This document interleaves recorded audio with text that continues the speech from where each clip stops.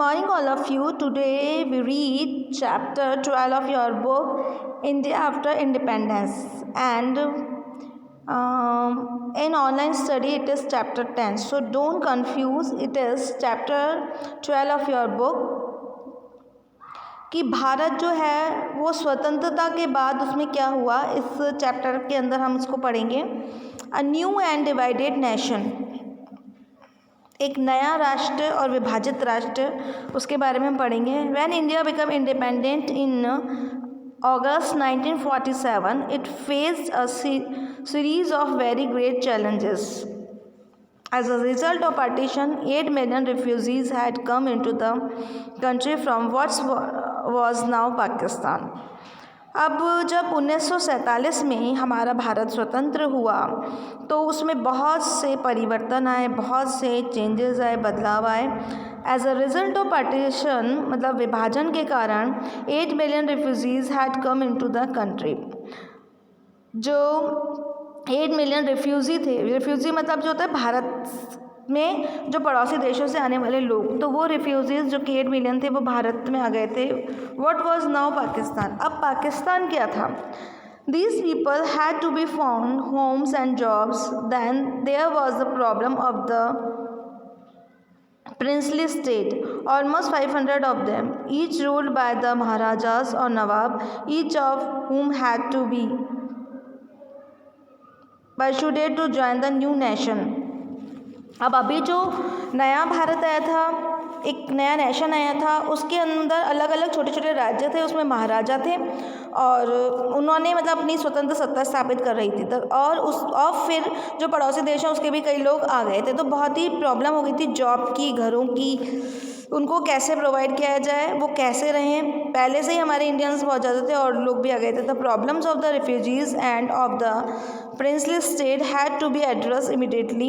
In the longer term, the new nation had to adopt a political system that would best serve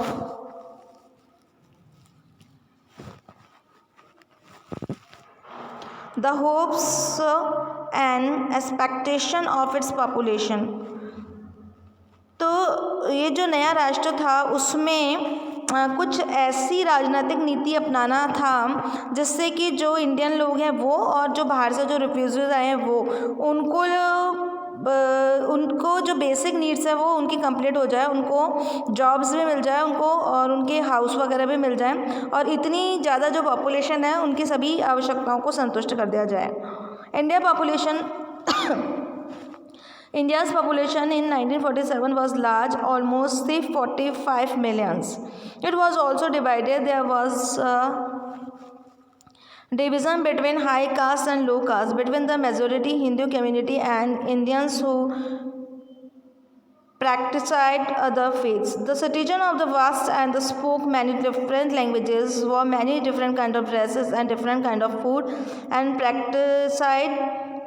practiced different professions. How could they be made to live together in one nation state? अब 1947 में सबसे ज़्यादा problem यह है क्योंकि यहाँ की भारत की जो जनसंख्या थी वो भी 345 मिलियंस थी, बहुत ज़्यादा थी, और फिर वो बटी हुई थी. उनके डिविज़न्स किसको लेकर थे, कास्ट डिवीज़न था, जैसे जातिगत भेदभाव था, और कुछ हिंदू कम्युनिटी के थे, कुछ अदर्स थे. उसके अलावा उनकी लैंग्वेजेस का डिफरेंस था, उनके जो रिलीजन्स हैं उनका डिफरेंस था, उनके ड्रेसेस का, उनका फूड का. तो उनके मतलब जो पूरी जनसंख्या थी वो अलग अलग तरीके के, अलग अलग धर्मों को, अलग अलग भाषाओं को, अलग अलग पहनावों को मानने वाले लोग थे. तो बहुत how could they be made to live together in one national state. तो वो किस तरीके से ये जो अलग अलग टाइप के लोग हैं वो एक राष्ट्र बनकर रह सकते हैं, तो एक बहुत बड़ा सवाल था. To the problem of the unity was added the problem of the development. और जो संगठन वाली तो प्रॉब्लम थी ही, उसके साथ में डेवलपमेंट वाली कि इतनी जनसंख्या के लिए किस तरह से विकास किया जाए, वो भी एक प्रॉब्लम थी. At independence the vast majority of the Indians live in the villages, farmers, peasants, dependent on the monsoon for their survival. तो ये जो स्वतंत्र भारत था उसके ज़्यादातर जो लोग हैं वो गाँवों में रहते थे, मजदूर होते थे, और अपना हाथ का काम करने वाले जो लोग होते थे, मजदूर लोग, वो होते थे. तो वो टोटली डिपेंड होते थे मानसून के ऊपर. So did non farmer sector of the rural economy for its crops failed. Barbers, carpenters, weavers and other service group would not get paid for their service either. तो जो non farmer sector थे उसमें if the crop fail, यदि फसलें जो हैं ख़राब हो गई है तो barber, carpenter, weavers and other service groups would not get paid for their services. तो जो दूसरे लोग हैं जो भी अपना खुद का काम करते हैं तो उनको भी मतलब पेमेंट नहीं किया जाता. In this cities factory workers live in the crowded slums with little access to education और हेल्थ केयर. और जो शहरी क्षेत्र में हैं उनमें कम मजदूरी के ऊपर मजदूर रखे जाते थे. शिक्षा और स्वास्थ्य डिपार्टमेंट में. Clearly the new nation had to lift its masses out of poverty by the increasing the productivity of agriculture and by the promoting new job created industry.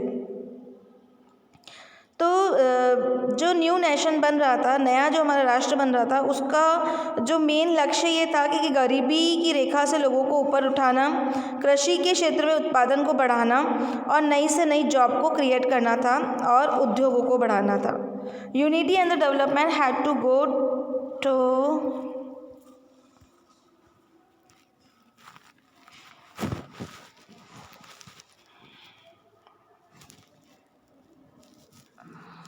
Yes, unity and development had to go hand in hand. If the divisions between different sections of the India were not held, they could result in violent and the costly conflict, high caste fighting with low caste. विकास करना लोगों के अपने हाथों में था. मतलब जो divisions थे यानी कि जो भेदभाव थे उनको लेकर हाई कास्ट से लो कास्ट के बीच में वैमनस्य बढ़ता जा रहा था. Hindu with Muslim and so on, और इसी तरह से हिंदू और मुसलमानों के बीच में वैमनस्य था. At the same time if the fruit of economy developed into the rich the broad mass of the population. और इसी समय जो आर्थिक विकास भी करना था, it could create fresh division, for the example between the rich and the poor, between the cities and the countryside, between the region of the India and that were prosperous and region that lagged behind.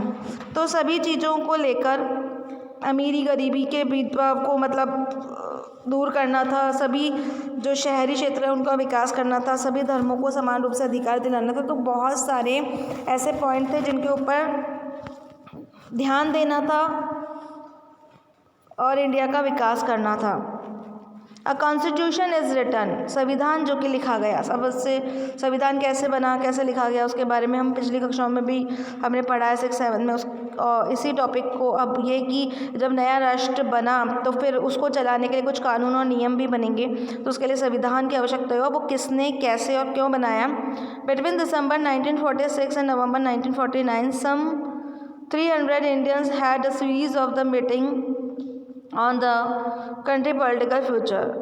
तो 1946 से 1949 के बीच में 300 जो राजनीतिक नेता थे उनके बीच में एक मीटिंग हुई.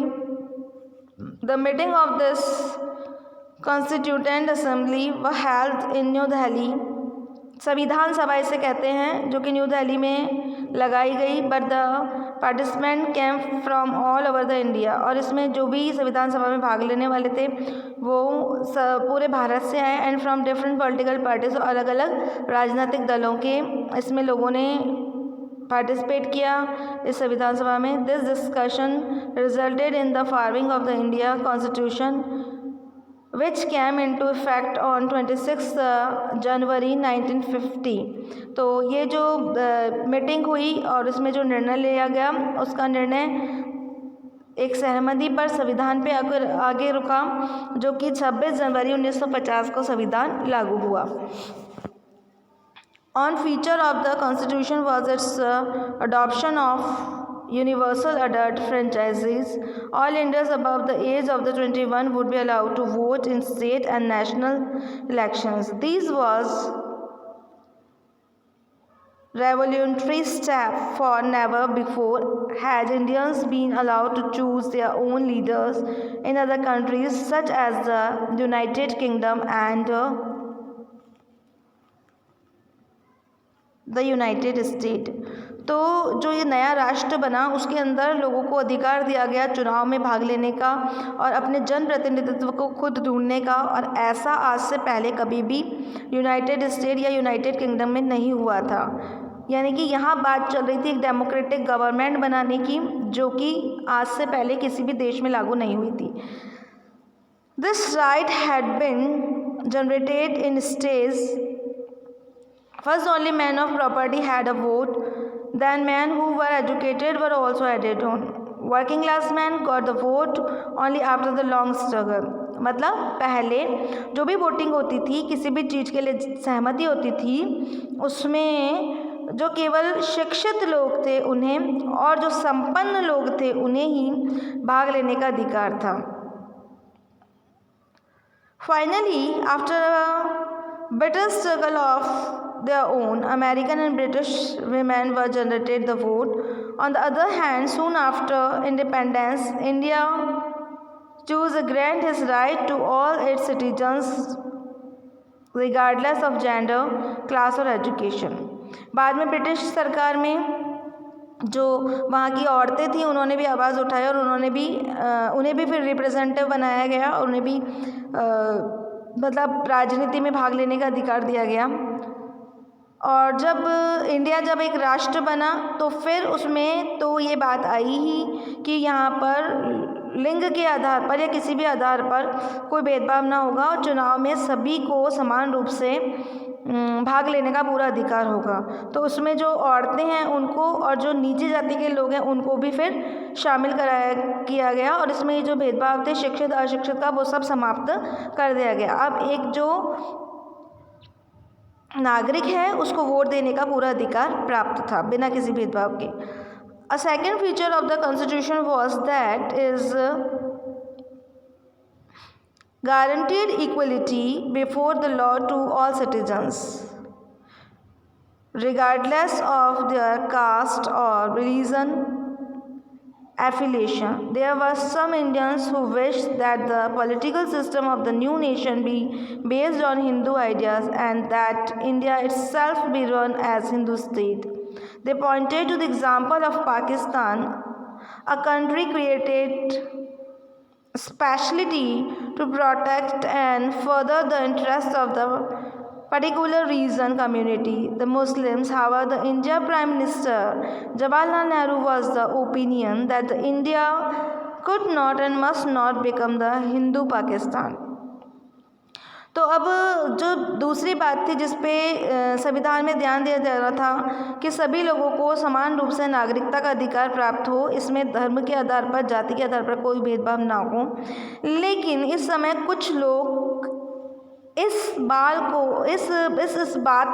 के ऊपर प्रेवेंस मतलब दे रहे थे, फोर्स कर रहे थे कि जिस तरह से मुसलमानों ने अपने एक अलग राज्य पाकिस्तान को बसा दिया है उसी तरह से हिंदुस्तान केवल हिंदुओं का होना चाहिए। The Indian Prime Minister Jawaharlal Nehru was the opinion that the India could not and must not become a Hindu Pakistan. और जो उस समय के प्रधानमंत्री जवाहरलाल नेहरू थे उन्होंने क्या कहा कि हिंदू पाकिस्तान में नहीं बदल सकता। इंडिया जो है उसको हम उसका नाम हिंदू पाकिस्तान नहीं रख सकते हैं, ना ही ये इनमें बढ़ सकता है। Besides Muslim, India also had large population of Sikhs and Christians as well as many Parsons and Jains. अब जो हमारा इंडिया था उसमें मुस्लिम तो थे ही, उनके अलावा और भी जाति जैसे कि सिख, क्रिश्चियन और पारसी और जैन और बौद्ध धर्म के भी काफ़ी लोग थे। Under the new constitution they would have the same rights as Hindus, the same opportunities when it came to seeking jobs in government or the private sector, the same rights before the law. तो भारतीय संविधान में वो सभी लोग जो कि हिंदू धर्म के नहीं हैं, अलग धर्म के हैं, लेकिन उनको भी हिंदुओं के समान सभी अधिकार, सभी अवसर मिले हुए थे।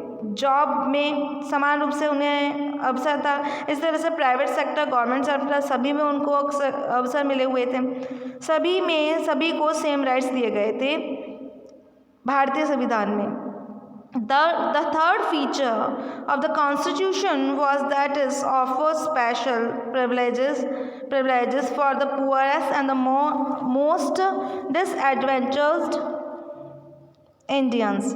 तीसरा जो कदम उठाना था वो बिल्कुल जो नीचे तबके के लोग हैं, जिन्हें निम्न जाति के लोग कहते हैं, उनको ऊपर उठाने के लिए था, उनको समान हक और अधिकार दिलाने के लिए था।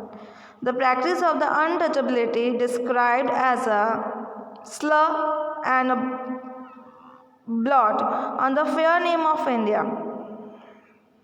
was abolished. Hindu temples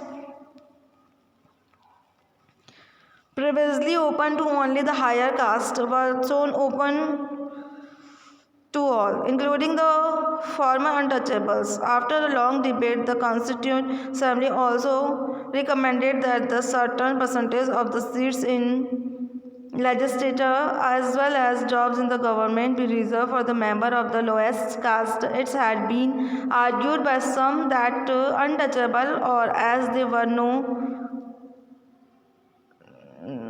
now known as Harijans, candidates did not have good enough grades to get into the prestige of the Constituent Assembly. H. J.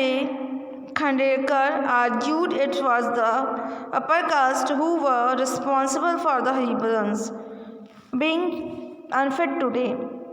Addressing his more privileged Kolas,